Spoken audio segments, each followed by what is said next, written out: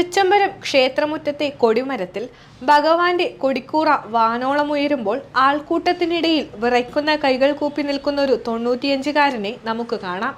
70 വർഷത്തിലധികമായി കൊടിയേറ്റത്തിന്റെ കൊടിക്കൂറ തുന്നുന്ന അച്യുത വാര്യർ. ഒരായുസിന്റെ സമർപ്പണം തന്നെയാണ് അച്യുത വാര്യർക്ക് ഈ നിയോഗം. തൃച്ചംബരം ശ്രീകൃഷ്ണ ക്ഷേത്രത്തിലെ കൊടിമരത്തിൽ ഭഗവാന്റെ കൊടിക്കൂറ ഉയരുമ്പോൾ അത് കണ്ട് കൈകൾ കൂപ്പി നിൽക്കുന്ന ഒരു 95-കാരനുണ്ട്. അദ്ദേഹമാണ് പുത്തൻതേമഠത്തിൽ അച്യുത വാര്യർ. കഴിഞ്ഞ 73 വർഷമായി കൊടിയേറ്റത്തിന്റെ കൊടിക്കൂറ തുന്നുന്നത് ഇദ്ദേഹമാണ്. പുത്തൻതേമഠത്തിൽ അച്യുതൻ വാര്യരെ സംബന്ധിച്ച് കൊടിക്കൂറ വെറുമൊരു പട്ടുതുണിയല്ല, വർഷങ്ങൾ നീണ്ടു നിൽക്കുന്ന ഭക്തിയും സമർപ്പണവുമാണ്.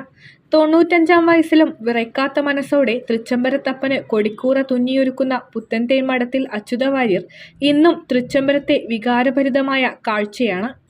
73 വർഷത്തിലേറെയായി മുടങ്ങാതെ തുടരുന്ന ഈ പുണ്യകർമ്മം ഇത്തവണ കൊടിയേറ്റ് കഴിഞ്ഞ് ഭക്തി നിർവൃതിയോടെ നോക്കി നിൽക്കുകയാണ് അച്യുത വാര്യർ.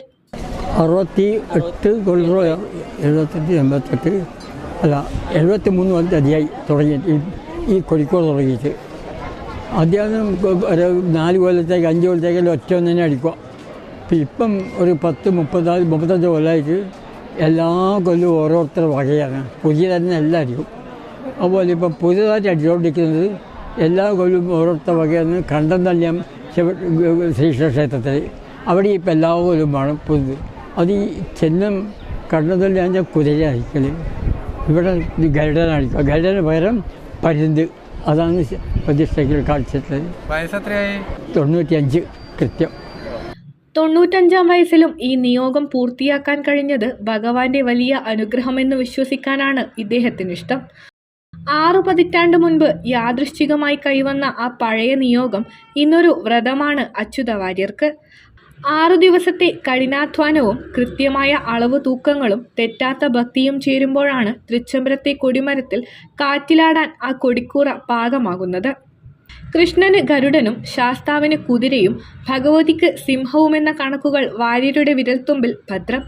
കേരളത്തിലെ ക്ഷേത്രങ്ങളിൽ മാത്രമല്ല, ഡൽഹിയിലും ഗുജറാത്തിലും വരെ വാര്യർ തുന്നിയ ഈ ഭക്തിയുടെ അടയാളങ്ങൾ ഉയർന്നു പറക്കുന്നുണ്ട്. കാലം ശരീരത്തിനുമേൽ വാർദ്ധക്യത്തിന്റെ അവശതകൾ കോറിയിട്ടിട്ടുണ്ടെങ്കിലും കൊടിമരച്ചുവട്ടിൽ നിൽക്കുമ്പോൾ അദ്ദേഹത്തിന്റെ കണ്ണുകളിൽ ആത്മനിർവൃതിയുടെ തിളക്കം മാത്രം. ആരോഗ്യം അനുവദിക്കുന്നിടത്തോളം കാലം ഈ തുന്നൽവേല തുടരണമെന്നാണ് അദ്ദേഹത്തിന്റെ മോഹം.